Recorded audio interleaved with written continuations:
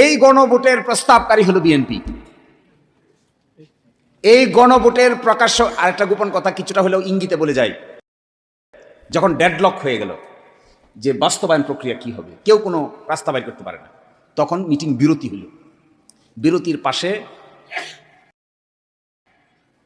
একটা নিকোটিন খাওয়ার জায়গা ছিল, ওই জায়গার ভিতরে অনেকেই গিয়া বুদ্ধি বাইর করতে না পারে ওইটা খাওয়া শুরু করলেন।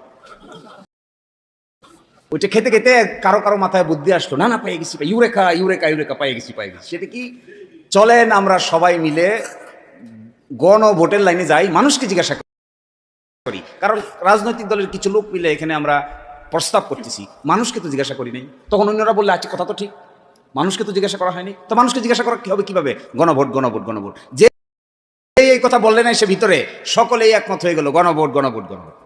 প্রস্তাবকারী লোক মানুষ, প্রস্তাবকারী দল এখন বলছেন গণভোটের আদেশ মানতে তারা বাধ্য নন।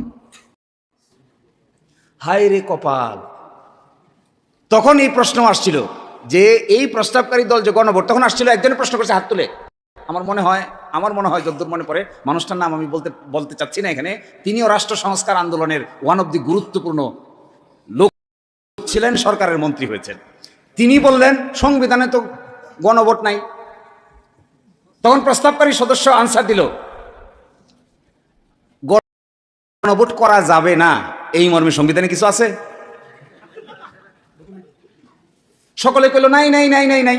উনি খুশি হয়ে গেলেন। আমার এখন মনে হচ্ছে এই জন্য খুশি হন নাই যে জনগণকে জিজ্ঞাসা করবেন, এই জন্য খুশি হয়েছিলেন যে তার কথাটা সকলে মিলে গ্রহণ করেছে, তাই এখনো তাই দেখতে পাচ্ছি। দেখবে কথার বাইরে গেলেই খেপে যায়।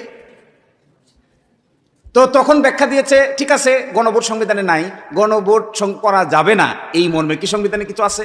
সকলে কইল নাই। বলে তাহলে চলেন আমরা এই রাস্তা হাঁটি, সবাই মিলে হাঁটি। এখন কিভাবে হবে? একটা আদেশ জারি করতে হবে। এই সেই আদেশ। এখন বলে ওই আদেশ বলে রাষ্ট্রপতি রাজহাঁসের ডিম পারছে। পরশুদিন শুনে নাই আপনারা সংসদে যে রাষ্ট্রপতিকে একটা অশ্বডিম্ব পারানো হয়েছে।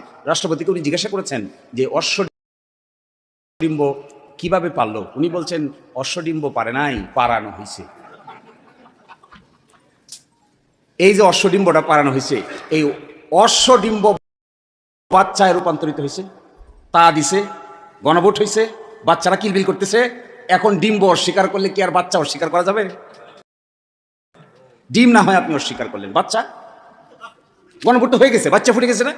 গণভোট হয়ে যাওয়ার পরে 70 ভাগ লোক এটার পক্ষে রায় দিয়ে দিছে। এর মানে কি? খালি বাচ্চা কিলবিল কিলবিল কিলবিল কিলবিল করতেছে।